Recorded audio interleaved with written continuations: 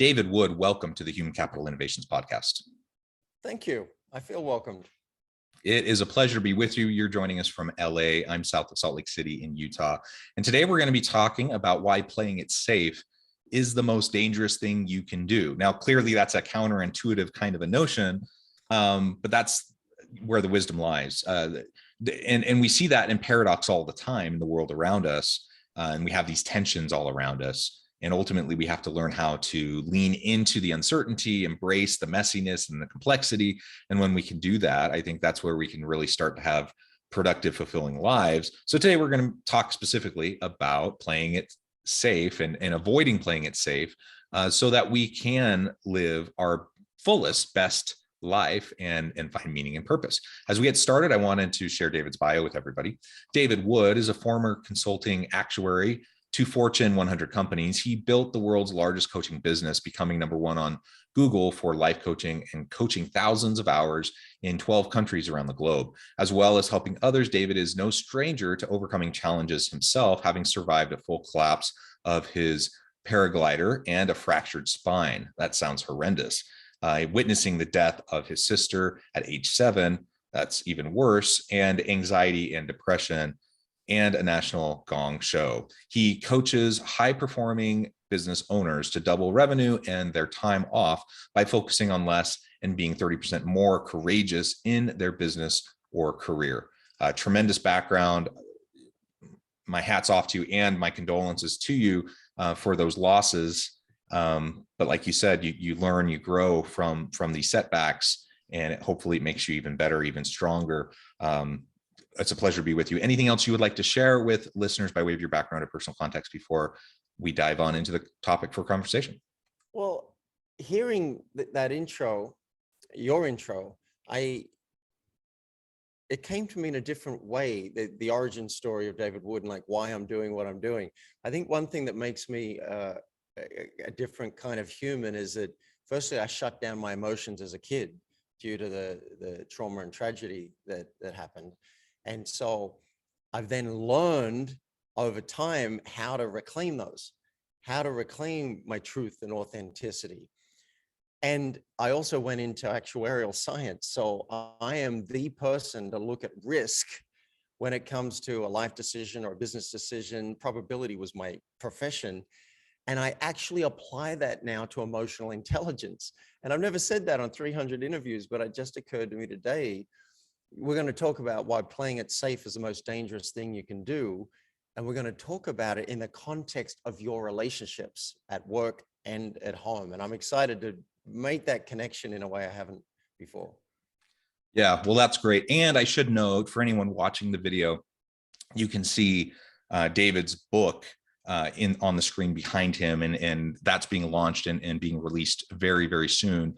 And it covers this very same topic. So perhaps you can just very quickly give us an overview of the book and tell us, why this book, why now, and then we can dive on in more. Thank you. Yeah, and at the time of if you're listening to it now, it's been released, so it's available now. It started because I wasn't raised to check in with my feelings. I wasn't raised. No one said to me, David, we're not going to the zoo now and we were going to go. How do you feel about that? Where do you notice that in your body?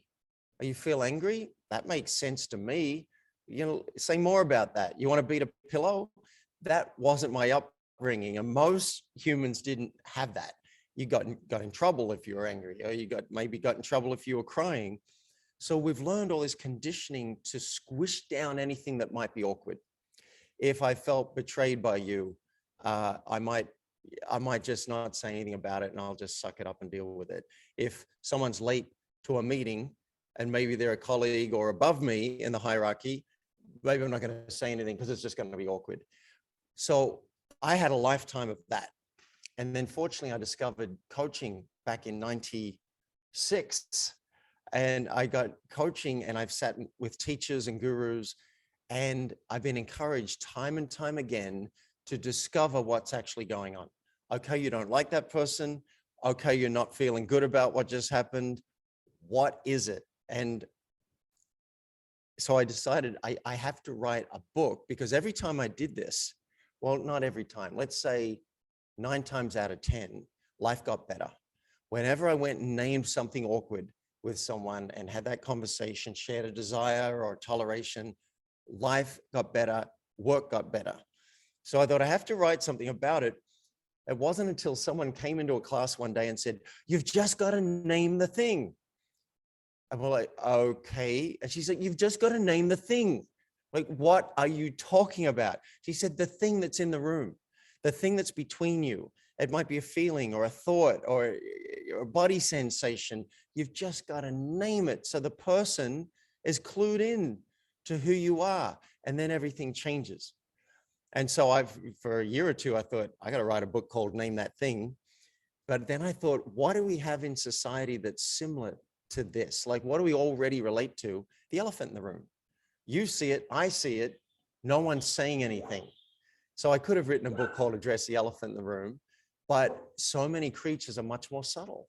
Maybe I'm feeling it. I have no idea if you're feeling it or if you're aware of it. That's a mouse. So the title of the book is Mouse in the Room, because the elephant isn't alone. I love it. I love it. And I love hearing the origin stories of books and other big life changes and directions that people take. I think that's a really great introduction to the rest of what we're going to be discussing together today. So with that in mind, and I do encourage listeners to reach out and to check out the book, let's talk more specifically about this whole idea around playing it safe. What if playing it safe is actually the most dangerous thing? Well, then why do we do it? I mean, most people tend to gravitate towards playing it safe. I mean, maybe it's hardwired into us. It's human nature. We're socialized that way. Like, what are all the reasons behind why playing it safe is a thing? And then we can start to pull it apart and realize how we can counteract that. Yeah. Well, we're terrible. Most humans are really bad at their risk assessment. So we take bad risks and then we don't take the good risks. Bad risks are driving without a seatbelt. It's stupid. Stop doing it. There's very little upside and the downside is incredible.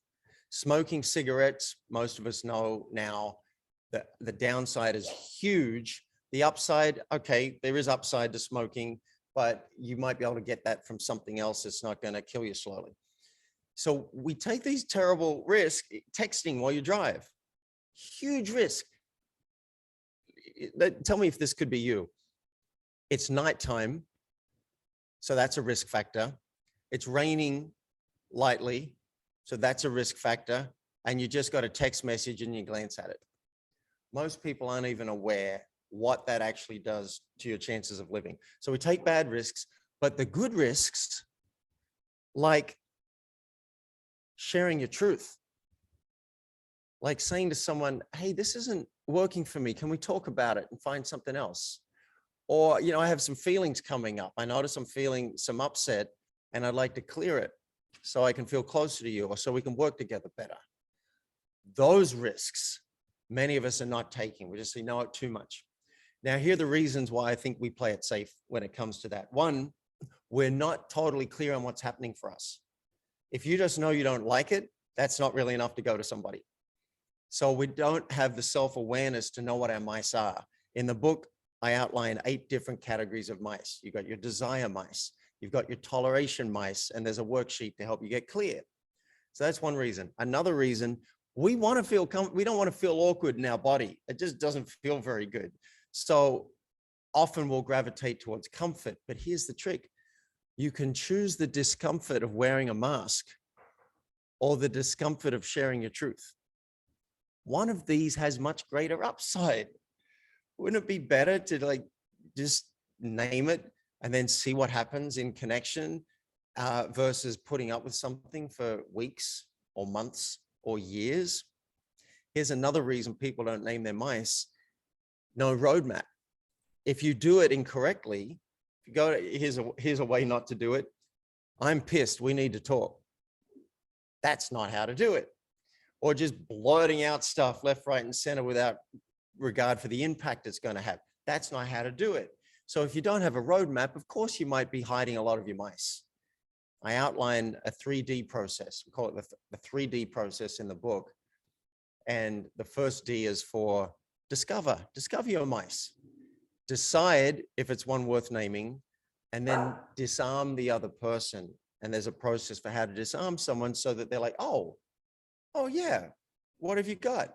And they're ready to listen. They don't have their back up and they're ready to just jump in and defend straight away. I think that's great. And as you were mentioning some of those reasons and the comfort component, again, I think we're hardwired largely. It's human nature that we like sameness, we like comfort, we want at least to have the sense of certainty or some level of control in our lives, even if it's a facade. We tend to gravitate towards that. Yeah. And because of all of that, many people are also trained from a young age, if they are told or taught how to be in tune to themselves, in my experience, at least, almost all of that conversation for me as a child and as a teenager was, if you're uncomfortable with something, you should that's something to avoid. You should run from it. You should, so if you're experiencing cognitive dissonance around an uncomfortable truth, or you're experiencing difference in a way that you've never experienced before, and it makes you uncomfortable because it challenges your way of understanding the world or whatever, a lot of people are actually socialized to recognize that, to label it and say, that's bad, I need to avoid it, I need to retreat back to safety. And that is just one additional component, to why so many people tend to just play it safe. And then when we're playing it safe, you have motivated reasoning, and you have confirmation bias, and you have these other biases that come into play that reinforce that, oh, my choice was a good choice. Look at me, now I'm safe, now I'm comfortable. And now I can point to all the reasons, that I think that will reinforce my feeling that I made the right decision. Instead of challenging the status quo, challenging my understanding, you tend to revert into yourself. And I think that's something that we need to be careful of and to break down as well. Yeah, well, I want to jump on a couple of those topics. So we've gotten so comfortable. I don't know what it was like 200 years ago, but I imagine it was harder. Now we've gotten to the point, if the chair doesn't go back far enough in the plane, if it doesn't recline, we're pissed. And it's, this was it Louis C.K., whatever, was saying, you're so annoyed because your email's loading slowly. It's bouncing off a satellite in space. And it's like, oh, this internet's so slow. We've gotten so comfortable. Our bubble's gotten so tight. And the risk is regret. The risk is regret. I started writing down some of the things that happen when we don't show ourselves. We miss an opportunity to be seen and known. And we crave that. Jack Canfield wrote a wonderful foreword to the book, and it starts with, we crave to be seen and known. And yet if we don't share our truth, that can't happen. So I just made up this acronym in the last minute, MCO, missed connection opportunities. Whenever you just skip over what's happening for you, you're missing a chance for the other person to connect with you over what's real. Now, yeah, it's going to be plenty awkward. If it wasn't plenty awkward, I wouldn't have to write a book about it. And they're not always going to be awkward. That's the other thing. The mind blows it up into something big. When you actually go and name it with someone, they may be like, oh yeah, me too. And it's like, oh my God, why did I blow it up? But you've also pointed to something else. More discomfort equals more value. If it's something that's easy, then there may not be a lot of growth opportunity there or connection opportunity. If it's actually vulnerable and you are revealing something and it's uncomfortable and awkward, then the value in terms of growth is enormous. And the chance for the other person to go, oh, wow, I didn't realize that that's what was going on for you. The chance for them to connect with you goes through the roof. So it's a game changer. Yeah, yeah. And so far, we've been talking about this largely from an individual perspective, which I think is very important. But if we now apply it within a workplace setting, in an organizational context, we see this play out all the time too. Organizations who take appropriate risks versus those that are trying to play it safe and end up boxing themselves out of the competitive marketplace. They don't innovate, they don't add value to the consumers. So they see, you know, their market share decline, their revenue decline, all that kind of stuff. So playing it safe in the world of work and in business is a dangerous prospect. Playing it safe within an organizational context, when we're talking about, you know, various dynamics around organizational culture and team dynamics and those sorts of things, that can be a very dangerous prospect. What can I do as a leader if I recognize, like for me, for my personal life, for my career, my own development and growth, I need to move away from just playing it safe? How do I then take that into my organization, into my team, to help others feel safe enough to do the same? Yeah, great. So firstly, I would introduce this concept of mouse naming. Brene Brown has a similar concept. She calls it rumbling. You know, in Dare to Lead, she says, okay, let's rumble, meaning we're going to get into it, and it might be messy, but we're leaning into that. You can introduce this concept of mouse naming. Easiest thing is have everybody read the book. But if you just say, what if we were more transparent, and bring this idea to your team? In fact, a great question to ask the team is, what would make it safer for everyone in this room to say what's really going on for them? Could be something personal, could be a desire they have in their work, something they're tolerating in their work. What would make it safer? I love that. That was an exercise in Dare to Lead. Have everyone write down on a piece of paper. So people are starting to think about what it would look like to be more revealed. And then there are questions that you can ask to bring out other people's mice. So you may have heard of this, John, the start, stop, continue questions. Just if say you wanted feedback on your own leadership, ask people directly, what's something I should continue doing? What's something I should start doing? What's something I should stop doing? I coached one VP who wanted his meetings to be more dynamic. After the meeting, people were kind of like, oh, thank God that's over. And so he wanted to change it up. Now, we had some ideas on the call, but the main one was go and ask people, what do you want out of the meetings? What are your desires? And tell them why you're doing it. That's huge. That's your desire mouse. Name your why. I want these to be dynamic. I want to leave the meeting feeling pumped up. How about you guys? And then they came up with a new model for the meeting, which included accountability and celebrations. And then they decided they were going to pilot it for 2 weeks. Now, he kind of wanted to do all that anyway, but they created it together, and you could bring transparency into it. You could have a round of mouse naming at the top of the meetings. All right, mice, the name, what do we got? Any gripes, any requests, any desires? Appreciation mice are amazing. Appreciations. Let's do it. Let's have a round. You can build that into your meetings. If you're not doing it, I hope you're now thinking, why don't we do that? Why don't we have a round of appreciations at the beginning of every meeting and at the end of every meeting? Appreciation mice. I don't know if that answered your question. Yeah, no, that's fantastic. I think those are some great points and some good food for thought. And I think there's many ways we can go about creating a psychologically safe organizational culture and team dynamic. And ultimately, I think that's the bottom line.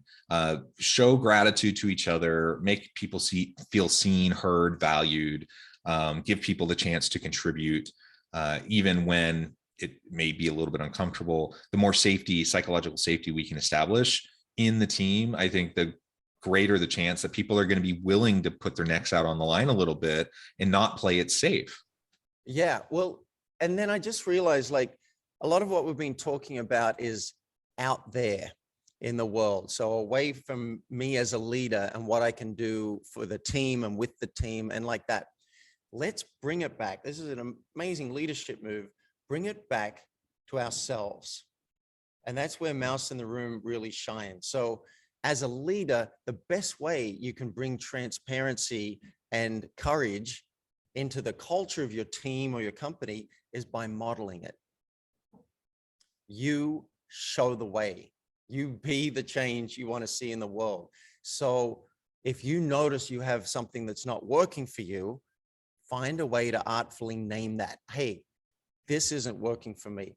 This is what I do want. How do we create that? And here's why I want to go there. So if you can keep modeling, oh, you know what? That meeting felt off for me. Or, hey, I noticed I'm starting to feel my energy drop. We've been on this, we're 10 minutes over what we said we were going to do. How's everyone else's energy? The more you can name the truth and what's happening, the more people will trust you. Things start to change in the room and you become the leader that people want to follow because you're naming it. That's your job. It's also the job of comedians, by the way. I just realized that's what they do for a living. They name the truth. And then we laugh because we recognize it. Leaders have to do that too. If you don't name what's actually happening, oh my goodness, you're no longer in reality with people. And it's just weird. The reason it doesn't seem weird is because everyone else is doing it. But if you become one of those people that says the truth, I just heard the saddest question I think I've ever heard yesterday on an interview. And the question was, how well do you need to know someone to tell the truth? Oh, what world are we living in that's actually a valid question? And I'm here to say, you can actually tell the truth in any situation. There may be 10% of those situations, I would say, don't do it. Not a lot of upside. Downside's too high. Okay, don't do it. But 90% of the time, even if it's someone you just met, there is a way to be real and also to be appropriate. There's a way to do it. Yeah, excellent, David. This has just been such a fun conversation. I know at the time I'm going to have to let you go here in just a minute, but before we wrap up for today, I wanted to give you a chance to share with listeners how they can connect with you, find out more about your work, where they can find your book, and then give us a final word on the topic for today. Thank you. You can find the book at mouseintheroom.com. There's no "the" in front of it. We just kept it short, Mouse in the Room. There'll be a link to Amazon, and there'll be, we'll show you how to get the bonuses that we've set up for the launch. And, buy multiple copies.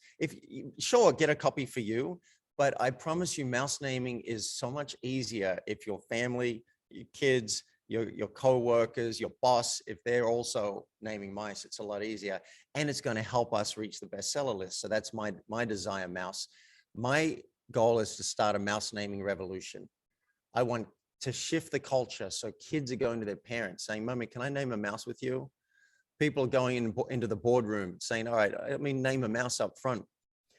That's what I want to see happen. And if you also want to see that happen, help us make some noise on Amazon. And reviews, once, of course, you've gotten the book and read it, and if you think it deserves it, reviews help it climb in the rankings. And I have a desire mouse for a lot of really awesome reviews on Amazon, mouseintheroom.com. Wonderful. David, it has been a pleasure. I encourage listeners to reach out, get connected, find out more about what David can do for you. Check out the book. And as always, I hope everyone can stay healthy and safe, that you can find meaning and purpose at work each and every day. And I hope you all have a great week.